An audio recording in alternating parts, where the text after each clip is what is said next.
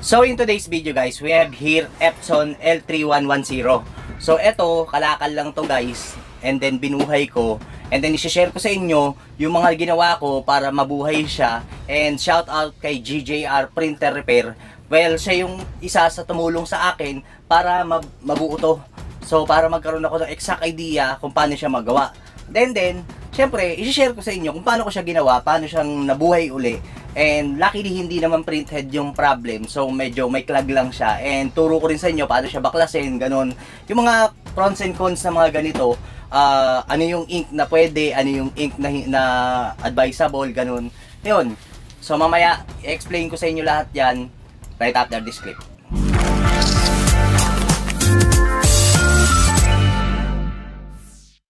So luckily we have here a printer na 3-in-1. So meron siyang Xerox, ayan. Ito. So pag inangat mo, yan, may Xerox siya rito, lalagay mo yung papel, then lalabas na yung papel dito sa harapan. And then, we have here, continuous ink na siya rin. Tapos, pwede siya ng scan and, syempre, print. But then, yung print niya, kailangan mo ng cable. Ito, pakita ko sa inyo yung cable. So, kailangan nyo ng cable, ayan, i-attach dito, and USB, ayan, USB Type A, na ikakabit doon naman sa laptop or PC ninyo para i-print yung item na gusto nyo. Well, pwede naman mag-print gamit ang cellphone using Nocoprint. Na-try ko na rin yan. Yun. Pero, maliit kasi. Hindi, as in, hindi buong papel. Mamaya, papakita ko sa inyo yung print nun. Galing gamit ang Nocoprint. So, yan. Dito mo sa gilid i-attach. Yan, ganyan. And then, kailangan mo rin talaga power cord. Siyempre. 220 volts to guys. Ayan. Yan. So mamaya mag-Xerox tayo. Tatry natin. Xerox natin kamay natin. So tara. Explore natin kung anong ginawa ko rito. Kung paano ko siya napagana. So guys, ito yung sinasabi ko sa inyo. Nagamit Nocoprint. Yan. Gagamit ko ang OTG cable. Tapos yan. OTG cable. I-attach mo dito sa dulo. Tapos i-on mo yung OTG ng phone mo. Tapos yun. Magpiprint na siya. Ito yung print. Kaso ang liit eh. Oh. A4 size to o tingnan mo nangyari, liit lang, yan lang talaga, standard yan, hindi mo na pwedeng baguhin.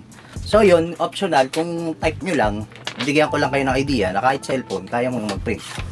Now, nung unang hawakan ko to guys, kulay dilaw, nandito may tinitingnan ako, kaya nakayuko ako guys, puro dilaw lang talaga yung lumabas, bad trip. Sinerox ko yung Nescafe, aling kape, Nescafe, ayun lumabas Nescafe. Puro dilaw lang. Wala siyang ibang color na lumalabas kundi dilaw. So yun, nag-reach out ako kay GJR Printer Repair para anong pwede kong gawin. So yun, tinuro niyo sa akin paano baklasin. And ginugel ko rin naman. Then, turo ko sa inyo. Bubuksan to guys. Yan. Tapos sa upper part, eto sa kabila. Dalawa. Magkabilang side. Tatanggalin natin yung tornilyo. Tanggalin ko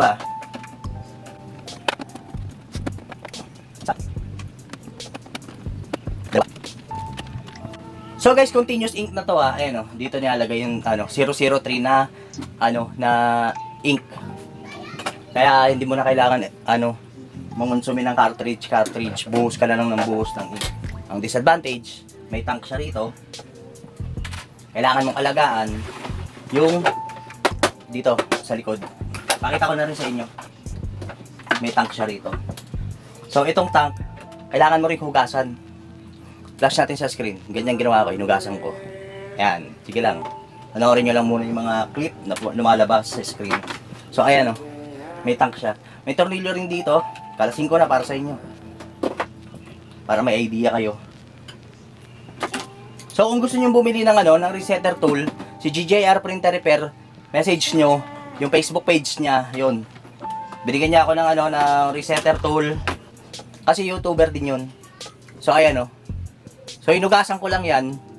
Pwede naman lalagyan ng rito, ng tank, ng bote. Tapos yung hose na tumatapon dito, gagawin, ilalagay dito sa labas. Lalagyan ng extension na hose. Well, that's up to you. Pwede ka naman bumili. Pwede mo rin namang customize. Panoorin nyo kay GJR Printer Repair. Yung ginagawa niya. Ito. Lagyan natin yung idea na yan. Yan, ganyan. So, ni-screen record ko lang para makita nyo. Then balikan natin Tapos buksan na natin yung mismong printer. So tara. So ayun nga guys, dito nang galing ang tornilyo, tsaka dito, and side na to, dalawang side. Yan. So pwede mo na siya iangat. Yan. Kapag inangat mo naman siya guys, pwede mong kalsuhan. Wait lang kuhain ko lang yung pangalso. Ayan. Ayan, kinalsuhan ko na. Ayan. Ayan. So, naging problem, barado ang printhead. So, ito yung galing sa tank, papunta sa printhead. Ayan. May tank din siya dyan. Pero ikot ko muna ito para ano. Ayan. Para magalaw natin siya. Huwag niyong hilain yun nang hindi iniikot to ha. Masisira yung lock. So, ayan siya. Ang ginawa ko, tinanggal ko lahat yan. Tatanggalin ko para sa inyo. Yan. Tinanggal ko yan. Tapos, tanggal tayong dalawang piraso. Pwede na yan. Kita na naman na. Ayun, ayun o, nakikita niyo yung parang pin. Yan. Ginamitan ko siya ng syringe. Yung ganito. Tsaka hose. So, ang ginawa ko, humigop ako dito ng ink konti and then ibinug ako dun. Ganun. Well, may ano hose ditong maliit, maiksi. Nawawala na eh. Naligaw na ng landas yung hose na maiksi. Pero ganito rin yung kapal nun. Yun. So yun, ginawa ko, pinush ko siya. And then habang pinupush ko siya, ginagalaw-galaw ko to. Ginaganong-ganong ko. And then yung mga tapon na ink, syempre matik, pupunasan mo. Gagamitan mo ng tissue. Diyan.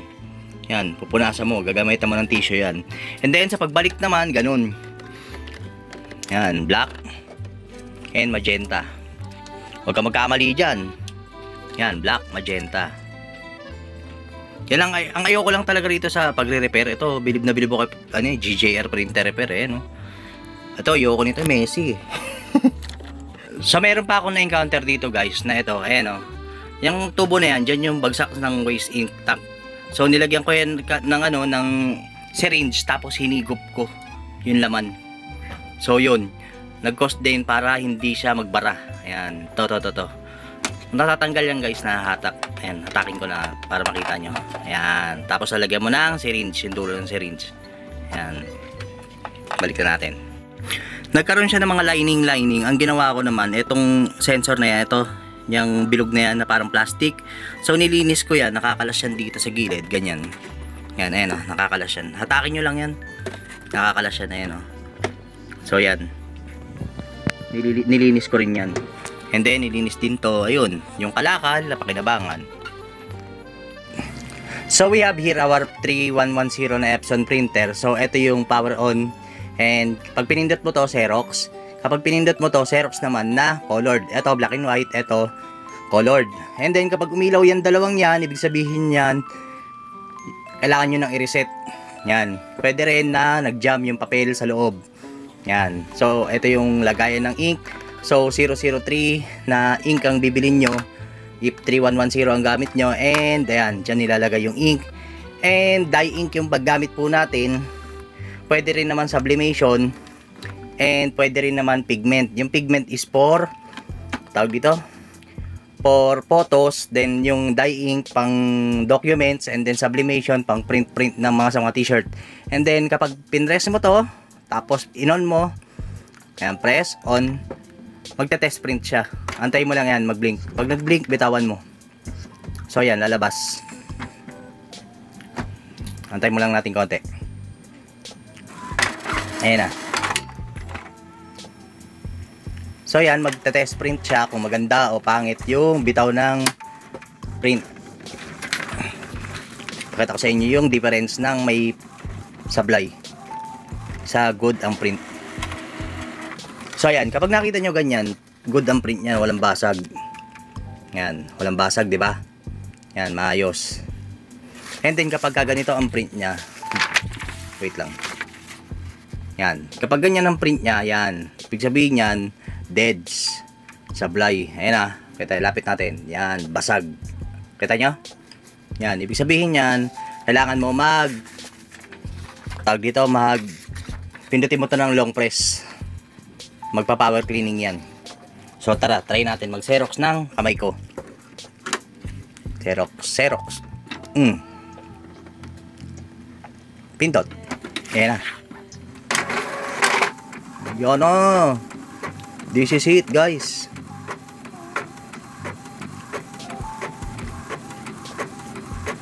Colored yung pinindot ko, ah.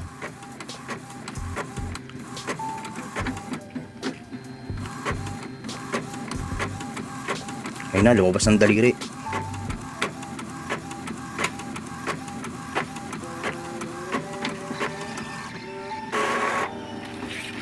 So, yan. Yan, di ba?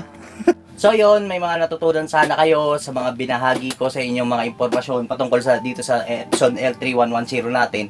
And kalakal lang to, ginawa na natin ng paraan para mabuhay. Thank you ko to GJR Printer Repair. Pag kailangan nyo ng resetter tool, message nyo lang yung FB page nila.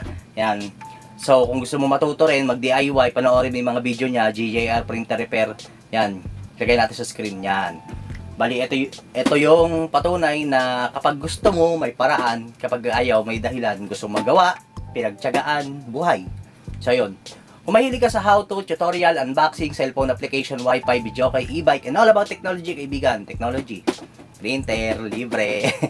So, please like, subscribe, and hit the notification bell para updated ka sa mga bagong tech videos na lalabas. So, with that, maraming salamat po. And, peace out.